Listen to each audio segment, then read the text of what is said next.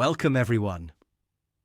Today we are embarking on a comprehensive journey through one of the most significant biographies of our time, Reagan, His Life and World by Max Boot.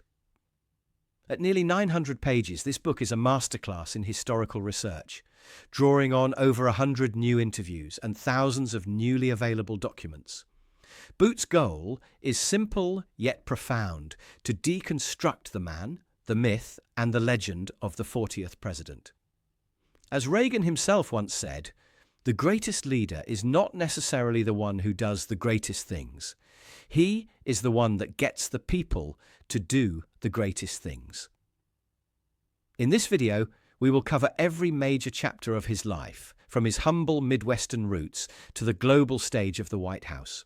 Our story begins in Tampico and Dixon, Illinois. Born in 1911, Reagan's early years were a study in contrasts. He was deeply influenced by his mother, Nell's devoted faith, and his father Jack's intermittent battle with alcoholism. Boot describes how these early experiences forged a good versus evil worldview that Reagan would carry throughout his life. He was a celebrated lifeguard, saving 77 people, yet he developed a mental barrier that Boot calls being armored in obliviousness, a trait that allowed him to remain optimistic even in the face of deep familial pain. This chapter sets the stage for the enigma that was Ronald Reagan. In the 1930s, Reagan sought his fortune in California. He quickly became a successful actor, starring in films like Knut Rocken, All American, and King's Row. Max Boot highlights that Reagan was a much better actor than many give him credit for, and he took immense pride in his craft. His experience in Hollywood wasn't just about fame. It was where he learned the power of storytelling and the importance of a clear, resonant persona. As he later remarked, government's first duty is to protect the people, not run their lives. This period also saw his transition into politics as the head of the Screen Actors Guild, and his controversial role as a secret informant for the FBI during the Red Scare. The 1950s marked a pivotal shift in Reagan's life. As the host of the General Electric Theatre, he spent 8 years traveling the country, visiting factory floors and community centers. This was where the great communicator was truly forged. He listened to the concerns of everyday Americans and began to articulate a core conservative philosophy centered on individual liberty and limited government. He famously began to state, "As government expands, liberty contracts." This chapter shows how his corporate tours were essentially a long-form audition for the political stage, transforming him from a New Deal Democrat into a champion of the burgeoning conservative movement. Reagan's move into elective politics was a seismic event. His 1966 run for governor of California was a bellwether for a nation undergoing a generational shift. Max Boot explores how Reagan balanced his fiery, often divisive rhetoric with a surprising degree of pragmatism once in office. He signed pro-abortion and gun control bills that would be unthinkable for a modern conservative icon.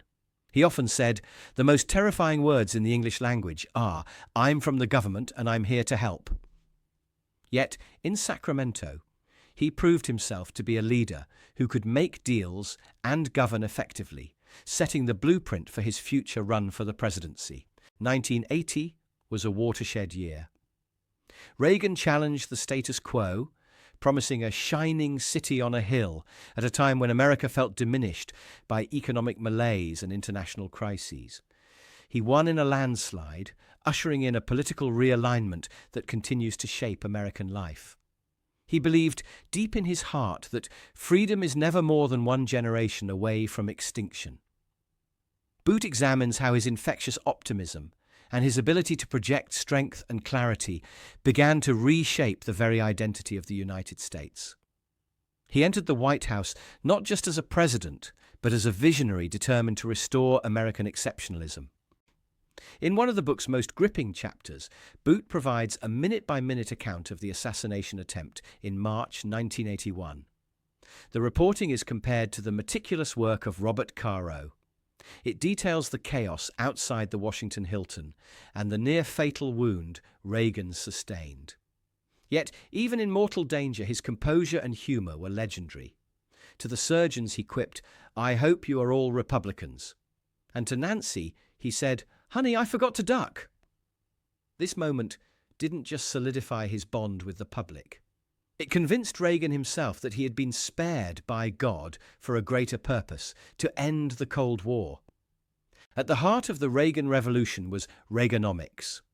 Max Boot provides a nuanced look at trickle-down economics, noting its role in breaking the back of inflation, while also revealing the rise of income inequality that reached levels not seen since the Gilded Age. Reagan believed that unleashing the private sector would lift all boats. While some parts of the country thrived, others were left behind, hollowing out the middle class in ways that would have profound long-term consequences. Boot argues that Reagan was often detached from the granular details of his economic policies, relying on aides to translate his vision into reality, yet his conviction remained unshakable. Max Boot does not shy away from the darker aspects of the Reagan years. He examines the administration's tragic neglect of the exploding AIDS epidemic and Reagan's 40-year opposition to civil rights legislation. These chapters provide a sobering perspective, suggesting that Reagan's shining city was armored in obliviousness to the suffering of many Americans. Boot notes that while Reagan could feel deep sympathy for individuals whose stories he heard, he often lacked empathy for entire categories of people. This section of the book is a critical examination of the limitations of his worldview and the impact of his public silences on the nation's most vulnerable. In foreign policy, Reagan was the ultimate Cold Warrior. His firm stance against what he called the evil empire was combined with a surprising and crucial willingness to negotiate with Mikhail Gorbachev. Boot argues that while the end of the Cold War owed much to Gorbachev's internal reforms, Reagan's role in projecting strength and unwavering commitment to freedom was essential. He famously challenged, "Mr. Gorbachev, tear down this wall." He believed that tyranny is a parasite that saps the strength of a nation, and that freedom was the universal right of all God's children. This chapter captures the high-stakes diplomacy that defined his second term. The Iran-Contra affair remains the most significant scandal of Reagan's presidency. Boot describes a disengaged chief executive who allowed a shadow government to operate within his own National Security Council. This detachment was a double-edged sword. It allowed him to focus on the broad vision, but it also led to a crisis that nearly destroyed his administration. Reagan's reliance on his fellas to handle the details meant he was often unaware of the illegal actions taken in his name. This chapter explores the complexities of his leadership style and the personal costs of being a president who preferred scripts over policy papers. Who was the real Ronald Reagan? Boot concludes he was a man hiding in plain sight, an individual who remained enigmatic and unknowable even to those closest to him, except perhaps Nancy. Most provocatively, Boot links Reagan's rhetoric and his occasional false statements to the rise of Trumpism, suggesting his style helped inure the Republican Party to what we now call fake news. He also posits that the economic conditions created during the 80s inadvertently paved the way for the populist movements of today. This is a complex, sobering evaluation of how a leader's legacy can evolve in ways they never could have imagined. In the final chapters, Boot reflects on Reagan's sunset years and his courageous battle with Alzheimer's. Even as his memory faded, his optimism remained unbroken. His final letter to the American people was a testament to his grace. Throughout the book, his love for Proverbs shines through. Trust but verify wasn't just a policy, it was a way of life. As he once said, freedom prospers when religion is vibrant and the rule of law under God is acknowledged. Boot's biography puts a finer point on his accomplishments, acknowledging the warmth and spirit he brought to the nation during a time of need.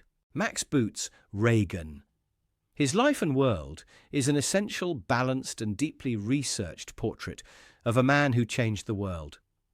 Whether you see him as a hero or a flawed icon, this book provides the depth needed to understand his enduring impact on our history and our future.